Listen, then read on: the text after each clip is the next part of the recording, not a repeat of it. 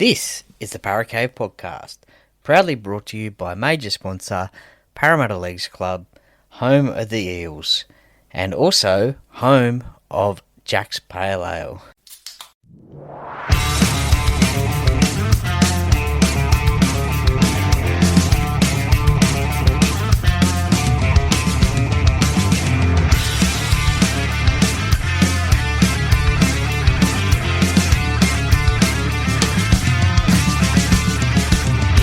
Welcome to another episode of the Paracave Podcast. And now over to your host, Troy Warner, broadcasting live from the world-famous Paracave.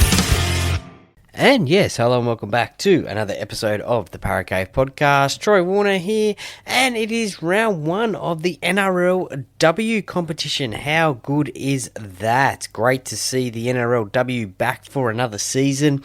Really enjoyed watching the women's game. There has been certainly some great clashes of late, and look, the State of Origin series, that was a cracker.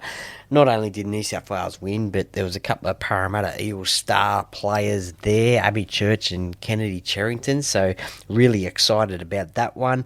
And look, we got a little bit of taste of women's football way back in, when was it, March, with the Jillaroos taking on the English over there in Las Vegas. Now, that was a bit of a one-sided competition, but look, this is the women's football that you want to watch. It is growing so fast.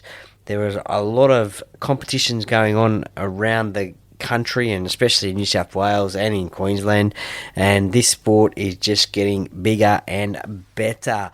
Now, the NRLW kicks off at Shark Park between the Cronulla Sharks and the Parramatta Eels. And look, I'll just give you a little bit of a rundown on the Parramatta Eels. And look, really excited to see them back in action. And look, they had a pretty moderate season last year. This year, so far they've been in the competition for 4 years. The NRLW, of course, made the grand final in 2022. They finished 5th in 2024. Now, last season it was a top 4 finish for the semi-finals, and this year, with the 2 new teams, the Canterbury Bankstown Bulldogs and the New Zealand Warriors coming back, the Warriors, not necessarily a new team, but they are coming back into the competition. The final series goes to a final 6, I think it is. So that will be a key area where they will want to finish, that is for sure. Now, the Eels, they named their co-captains the other day, Abby Church and Mahalia Murphy, as their co-captains. They, of course, are coached by Steve Georgalis, who did a great job last season. And look, one of the key signings that they have purchased over this, I guess you could say, off-season, is Paige Travis. Now, Paige is a English lady, used to play for St. Helens, I believe, and we saw her in action in that game against the Jillaroos in Las Vegas. So really looking forward to seeing how she settles into Australian life and playing rugby league in Australia. I really think she will have a big season, playing the best football in the best women's football in the rugby league world. So, good for England. Hopefully, maybe she can take that back whenever England are playing, and it might rub off on her other female teammates. But hopefully, and that will make the international game even stronger. And look, you never know, you might see more English ladies coming down to Australia to try their hand in NRLW. But getting back to this game, it is the Sharks taking on the Eels, 7:45pm, the 3rd of July, at Shark Park. Now, the interesting thing about this is it is the first time that the Eels and the Sharks have played at Shark Park. They've only played twice, the Sharks coming into the competition in 2023 And the first time they played them was at Canberra Stadium, GIO Stadium, and it was a massive victory to the Cronulla Sharks on that day, 56 points to 6. Absolute smashing on that day. The next game they played, though, was a little bit of a closer affair, and that was played at Allianz Stadium, and that was 3 tries all, and it was 18 points to 16. Parramatta were actually leading at half-time there, so a big turnaround in those 2 games, but yeah, hard to believe that this is the first time that they've played at Shark Park, but nevertheless, that is where the competition is kicking off, and look, really looking forward to seeing this clash between Rory Owen and Tiana Penatani-Gray, and also Anessa Biddle as well for the Cronulla Sharks. Lindsay Tui, great youngster, has played under-19 State of Origin football previously, and Rory Owen actually made her debut for Queensland in this year's State of Origin series as well. So some quality centres for Parramatta, and it will be a big centre battle, that is for sure. Emma Verron is the fullback for the Cronulla Sharks. Now, that name may not sound familiar. Married name now, but formerly Tonegato. Abby Church will be the fullback for Parramatta. And look, how good has Abby Church gone over the last, I guess you could say, 18 months, I guess. Runner-up, I think, in the Dally M last season. Represented Australia, and has represented New South Wales at State of Origin level as well. So a real good quality fullback. Zali Faye on the wing can score tries. Rachel Pearson has played State of Origin football. Ruben Cherrington had missed most of last season with a knee injury, I think it was. She is back, the younger sister of Kennedy Cherrington. Now, unfortunately, Kennedy is out of this game with a knee injury. Looking at potentially another 2 weeks or so on the sideline with that injury, and also Boscapoa is out with a fibular fracture as well. So Mahalia Murphy, the captain or the co-captain, is also out of this game. He has been named at number 20, but I don't think will play. As I mentioned, looking forward to seeing Paige Travis play. Chloe Jackson in the second row for Parramatta is a real, I guess you could say, workhorse.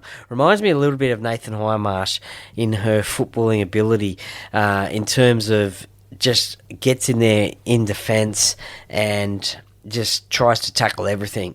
And that is the sort of player that you want in your side, that is for sure. I also like the backup dummy half as well, Tanika Todd-Hunter as well, so looking forward to seeing her play. But yeah, just really looking forward to this NRLW competition. As I said, 2 new teams in the competition, the Canterbury Bankstown Bulldogs and the New Zealand Warriors. So look, this NRLW round kicks off tomorrow with the Sharks and Eels, and then it continues all through till Sunday. The Bulldogs and Knights, Broncos and Tigers. The Broncos are probably one of the hot favourites for this competition. Along with the Sydney Roosters as well, they play on Sunday against the Warriors, the Cowboys and Titans, and the Raiders and Dragons as well. So I think the Raiders and Dragons game is a copy of the NRL game that is being played down there at GIO Stadium as well. So a double header down there. And also the Roosters and the Tigers, they play at 2 p.m. at Allianz Stadium in the NRL, and at 11:50 a.m. on Sunday, the Roosters take on the Warriors in the NRLW. So another double header there. And I think the NRL have also said that they're going to try and do a lot of double headers in the with the NRL and NRLW. Also on Saturday, the Cowboys take on the Storm in the NRL at 7:35, and before that, the Cowboys take on the Titans in the NRLW. So that is really good to see that they're going to try and match up those games with each other and just give value for money for the rugby league fans, and hopefully that grows the attendance of these NRLW games. We did see big crowds at the State of Origin games, and one of them was in torrential rain. So shout out to all those fans that turned up to that game. That is for sure. But I think that having these double headers, it will encourage footy fans to get in earlier and just watch a bit of NRLW and also NRL as well. But this season I will try and get some NRLW people involved, either former players, or I might even see if I can get some people that I had on last year as well, just to do some reviews of the rounds and whatever, and I'll try and set those ones up. But I will keep you in the loop when it comes to Parramatta games, that is for sure. So stay tuned to the Instagram page and Facebook page. I will keep you up to date with what is happening, when the Eels are playing, who they are playing, and also scores and the like as well. And I will be trying to watch as many games as possible, and I will be doing similar to what I do to the NRL, do a little bit of a NRLW game review as well. But look, this is also a big thing this season in the NRLW is the fact that they have a Magic Round as well. Now, the Magic Round is happening up at Newcastle at McDonald Jones Stadium, and it is happening in early August, so about a month away from today, actually.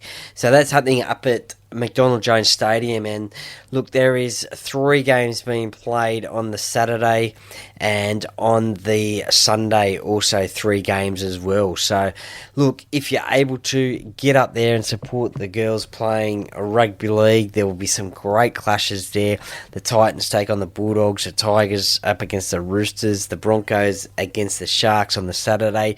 On the Sunday, it is the Cowboys versus the Warriors, the Knights versus the Raiders, and the last game of Magic Round is the Eels taking on the Dragons at 3:45 p.m. So first ever inaugural NRLW Magic Round, so hopefully that will, I will no doubt that will get a massive crowd over those 2 days. I mean, 3 games of quality rugby league. Look, I guess it also, there is a big challenge as well with, I guess, rugby league supporters and the NRL and the NRLW being played at both the same time. So it will be a bit of a challenge as to how this will be happening, but especially for the Parramatta fans, I think you will be able to get up there on the Sunday, that is for sure, because the NRL Eels are playing on the Thursday night against the Melbourne Storm. But for a few of those other teams that, like the Titans, the Dragons and Raiders, also the Roosters and the Tigers and Bulldogs, and the Cowboys and Sharks, your teams are playing in the NRL on the Saturday and Sunday. So, look, it'll be difficult to make a choice, I guess. But look, I still think it will get a big crowd up there. Look, we all know that Newcastle fans love their rugby league, and they will no doubt get up there to watch the first ever Magic Round, which will be really good to see. But yeah, all kicks off tomorrow night, well, tonight, I guess. Oh, no, it won't be tonight because I'll put this out tonight. Thursday, the 3rd of July, it all kicks off, and it will be the Sharks taking on the Eels. I can't wait. I mean, 2022, the Eels made the grand final in the NRLW and the NRL. They did have the opportunity to be the first teams to win the both the men's and the women's. That would have been awesome. If it did indeed happen, but it didn't happen, unfortunately. But nevertheless, that was a great season by the Eels. And look, you just never know. These ladies are professional. Well, they're not professionals in the sense, but they are pretty much semi-professional athletes. I just wish they could become full-time athletes, I guess, and get the support. And you never know. Every NRL team will probably, I guess, one day will have a NRLW team, which will be good. And then I guess we could sort of go back to maybe the old days. If they do become full-time professionals, we go back to the old days of having a couple of grades being played on game days. You could definitely have your women's game being played first, and then your men's game at a venue like Combank or like Penrith Stadium when it's built, or Shark Park, or Manly as well, wherever. That would be awesome to do that each and every week. You certainly would be getting value for money, and it'd be great spectacles. But at the moment, they are, well, they're not. I guess they're not semi-professional either. I mean, most of the ladies still have jobs outside of football. Some are lucky enough not to, but it is still a bit of a hard slog for most of them. But yeah, I'd love to see NRLW all year round. That'd be awesome to see. I mean, it would be a long season and a hard season, but nevertheless, the NRL is a hard season as well. So, look, getting to this game, I think the Sharks will be tough to beat at Shark Park, because last year's grand finalists, they're back at home. Nevertheless, I think these Parramatta Eels, they did have a trial game against the Canterbury Bankstown Bulldogs a couple of weeks ago now. But I'm really hoping Parramatta can get the victory. I'm going to say Parramatta will get the victory. I think it'll be a close encounter. I think I'm going to say something like 18 points to 14. I think Rory Owen will get the first try of the game. And I think Abby Church will be up for a big game. I think she'll be the player of the match. But it is on Channel 9 Now, KO and Foxtel as well. If you cannot get to the ground, you can watch it on those ones as well. So I'll be enjoying watching that one Thursday night. So, look, a little bit of a rough preview, I know that, but nevertheless, it is out there now, and cannot wait for the football to kick off. And thank you very much for listening to this, and I really appreciate the support. Follow me on Instagram and Facebook if you haven't already. And look, at the end of the day, the Paracave Podcast, by the fan, for the fans. Go Para! Alan, how you going, mate? Are you a Paracave Podcast listener? I am, bro. It's a great podcast. Everyone tune in. Go Para!